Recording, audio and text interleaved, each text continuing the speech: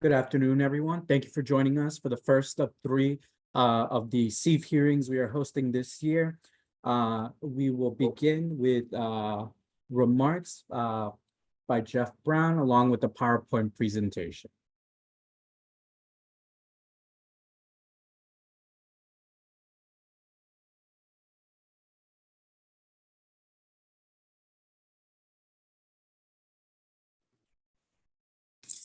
Good afternoon, everyone, and thank you for joining us for what is round 3 of our social equity excise fee hearings here at the Cannabis Regulatory Commission. These are yearly hearings that we hold that really look to inform what the state does with revenue raised from the sale of cannabis and cannabis items. So I'm gonna be your MC tonight or this afternoon, and we're going to cover the policies behind the CEIF, the importance of these hearings, and then most importantly, really get to the public comment section, which is an opportunity for members of the public, stakeholder groups to really weigh in with us as to what should be done with tax revenue, which will then work with our commissioners to put into a report to both the governor and the legislature.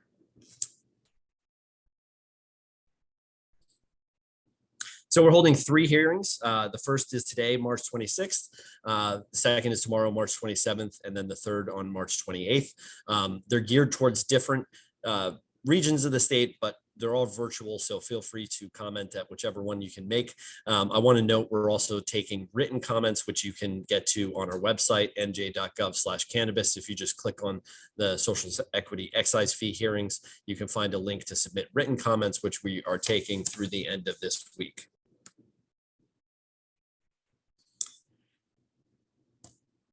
So the mandate that's in the CREAM Act, or the Cannabis Regulatory Enforcement and Modernization Act.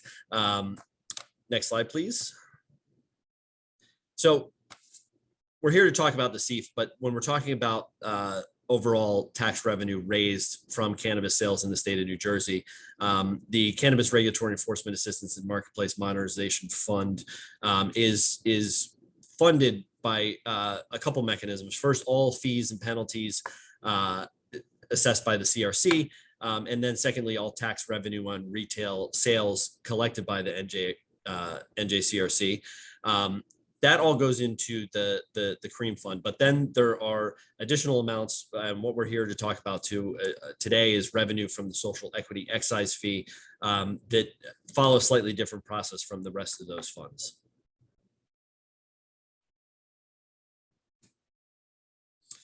So appropriations from the CREAM fund, they're appropriated annually via the standard appropriations process, which is done as part of the state budget, with the legislature, governor.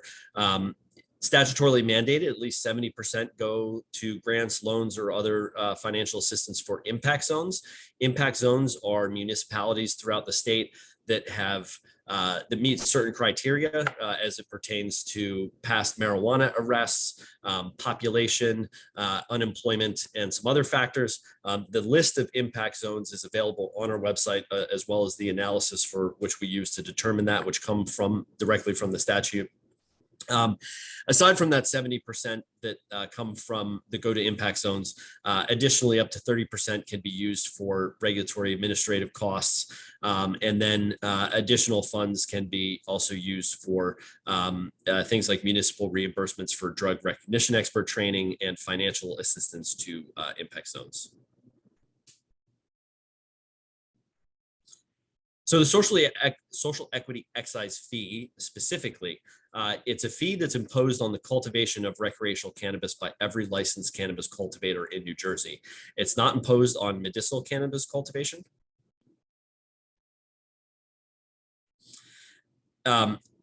Any social equity excise fee that's collected is deposited into the CREAM fund and then shall be used for annual appropriations in social equity investments. So as part of these hearings, we want to hear ideas from the public. We want to hear from you as to how these funds should be spent, how they should be appropriated. Importantly, the CRC does not decide. We're not the deciders on how those funds get spent, but we do make recommendations, and that's really the goal from the 3 hearings that we're holding. It's to hear your recommendations for how the funds will be spent.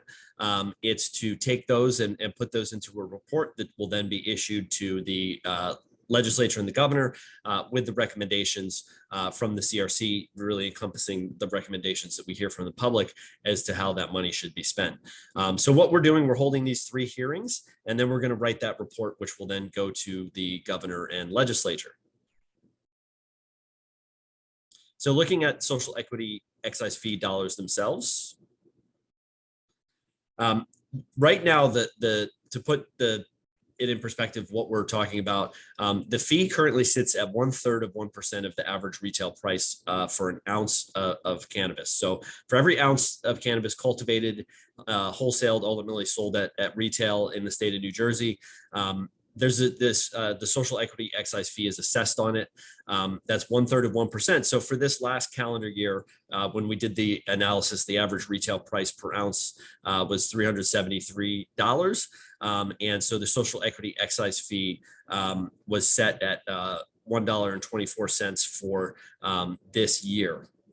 So when we look at last year, the funds raised in 2023 amount to just over $3 million.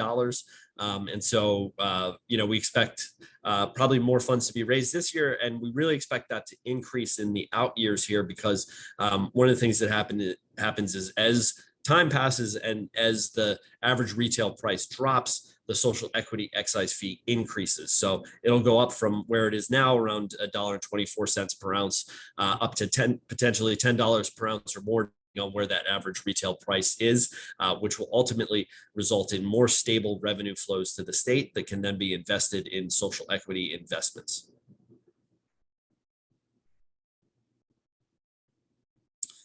So we're going to cover some of the things that are allowable under the statute. And again, really the goal here is to hear from you as to your ideas on how social equity excise fee revenue should be invested by the state. But some examples that would be allowable under the statute are things like apprenticeships, job skills and readiness training, financial literacy programs, tutoring, business and marketing services, specific employment training. Those are on the program side, potential investments, grants and loans, financial assistance, housing development, workforce development, youth development.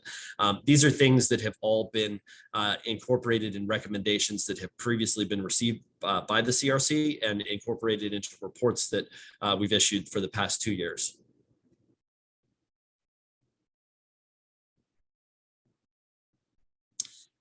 Other components, possible legal services, legal aid, reentry and rehab services, educational support, social support, food assistance, possible services to promote health and wellness. These include mental health services, substance use disorders, treatment and recovery, youth recreation, and mentoring.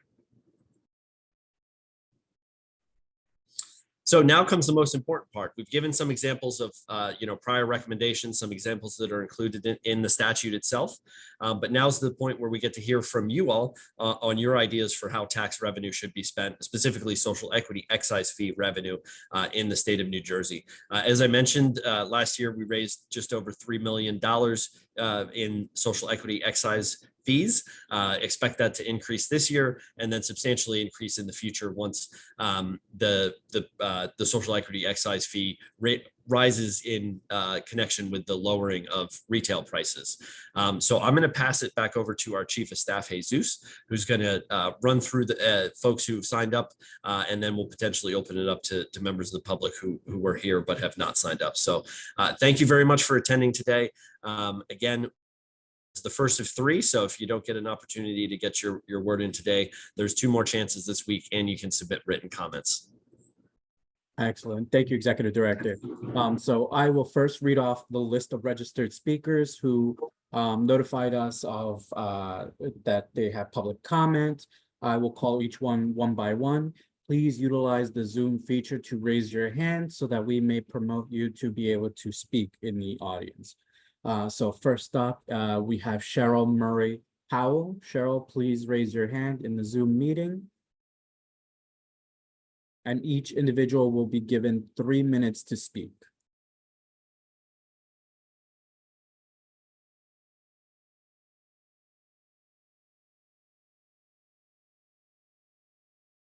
Is Cheryl Murray Powell on?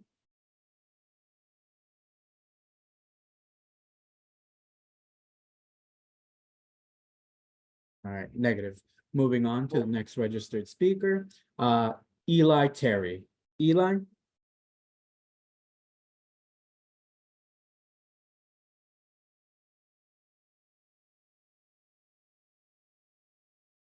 I do not see Eli in the chat. Moving on to Michael John Oldenwald. Please raise your hand if you're in the chat so I may promote you to speaker.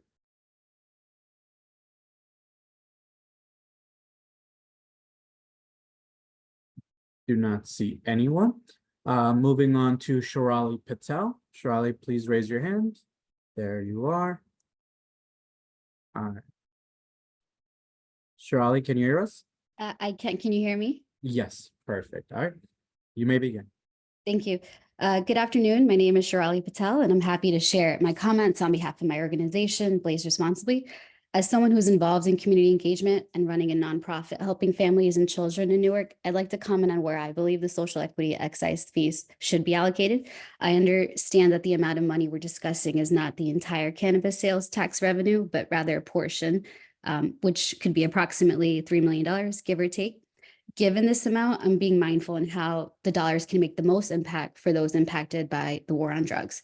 I have spoken in the past for the need of a free technical assistance program and grant dollars. So I'm very appreciative that the state has a technical assistance program being released soon that can help individuals apply for cannabis licenses for free, as well as the grant program that's been launched with the EDA, NJEDA, that's providing much needed capital to cannabis business entrepreneurs. So I do hope to see that that type of funding continues, to have additional rounds, increased fundings. Individuals who want to obtain licenses that qualify for social equity should continue to receive access to grants so that they can succeed. But I kind of want to focus on returning citizens who were formerly incarcerated and providing resources and services that can help them with their daily basic needs, such as food assistance, housing, reentry efforts, job readiness, and legal assistance for their matters. Funding needs to be given towards these areas that can help them get back on their feet and not retreat to the same activities that landed them in jail or prison, because part of the goal of legalization and decrim was to help them. And not all of them want to be part of the legal cannabis industry, but rather just be productive citizens. Having hosted dozens of expungement clinics throughout the state, the burden of having a record prevents so many people from moving forward because they can't access good housing, education, or good job. They can't afford legal services, and some can't even pay pending fines to be eligible for an expungement. Many of these individuals are parents who don't know how to provide a nutritious meal for their families. Funding needs to go towards programs that are providing meals to reentry citizens, primarily those with disabilities or low income. While we've come a long way in offering cannabis education, returning citizens need basic job readiness skills, learning how to interview, how to dress for an interview, even how to search for a job using technology. Basic programs have to be accessible to them before they're even released. Some might find this in my self-interest, but if they attended one of my clinics, they'd see the impact we've had on so many lives. We help not only help them when clearing their records, but we have great partner organizations who assist with job placement, food assistance, veterans benefits, ID restoration, so much more. These programs need funding to continue because the community has clearly indicated it's a need for them, and they don't want to see the work stop. If we can help people break free from the paper shackles, they can become productive citizens, and we can end this vicious cycle of recidivism. I hope the revenue can be utilized to help these impacted individuals who are seeking a better livelihood and connecting them with the right organizations who can assist them without a fee or judgment. Thank you, and Blaze responsibly. Excellent. Thank you, Ms. Shirali Patel. Moving on to the last registered speaker, we have Paul Selesko. Paul, please raise your hand. Okay, I see you. All right. Paul, are you there?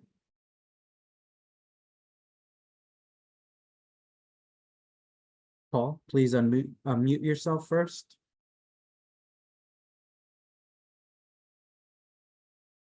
Paul, we cannot hear you. You are currently muted. Please unmute yourself.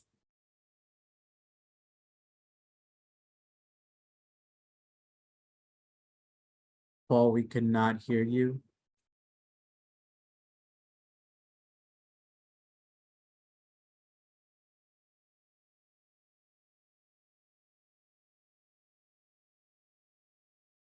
Paul, can you hear us? Please unmute yourself.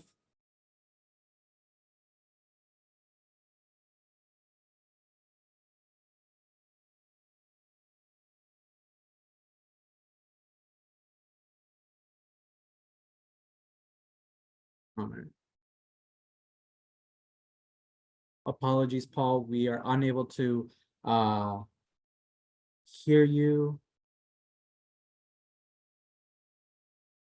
I am trying to see if I can unmute you, but I'm not having any success. Paul,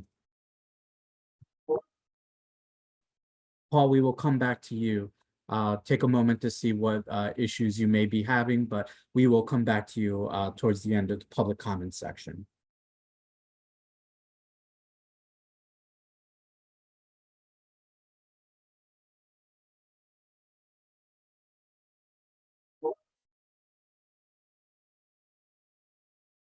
Apologies, everyone, for the delay. One more note to Paul, please try to sign in or sign out and then sign in to see if that will remedy the problem. Moving on, we are now accepting public comments from anyone who has not yet registered. So please raise your hand if you would like to comment and provide public feedback.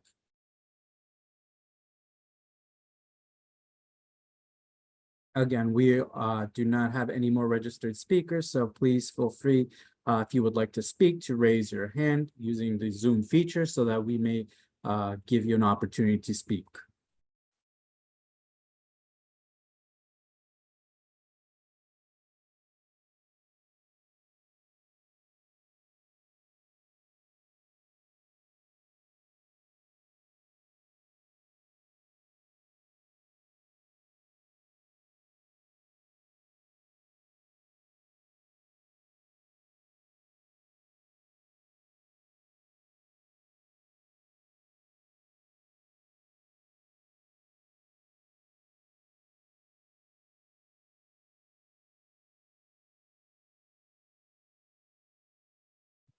Seeing no other hands, Paul, please raise your hand to see if you were able to remedy the issue.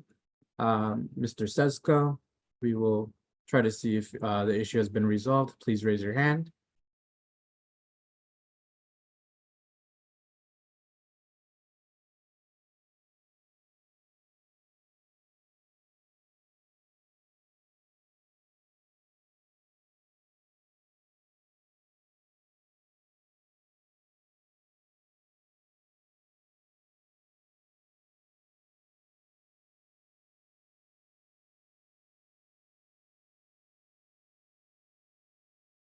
Okay, I do not see Paul, so we are doing one last call for public comment.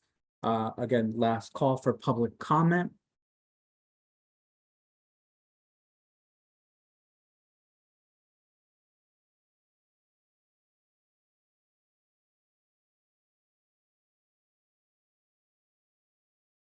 All right, that is it. So thank you everyone for participating. I will now kick it back to the executive director for closing remarks. Thank you all for joining us. If anybody has a change of heart in the next couple minutes, you can raise your hand and we'll let you speak. But I do really want to remind everybody that you can submit written suggestions, written recommendations to the crcnj.gov/cannabis. We're accepting written comments till the end of this week. It is important that we hear from the members of the public on this because we will be crafting a report to the legislature and governor with recommendations on how this money should be spent. It is focused on the social equity excise fee, but as Ms. Patel mentioned, there is more tax revenue being brought in. And so, we try to be, pretty comprehensive in the recommendations that we make. You can check out the previous reports, which are available on our website right now. There's 2 more opportunities to weigh in here tomorrow at 10 a.m. on Zoom, and then Thursday at 1 p.m. on Zoom. So we'll be here. Again, you can submit written comments through the end of this week, which we will then take into consideration when crafting the ultimate report with our commissioners. So with that, thank you all who took the time to join today, and look forward to another hearing tomorrow.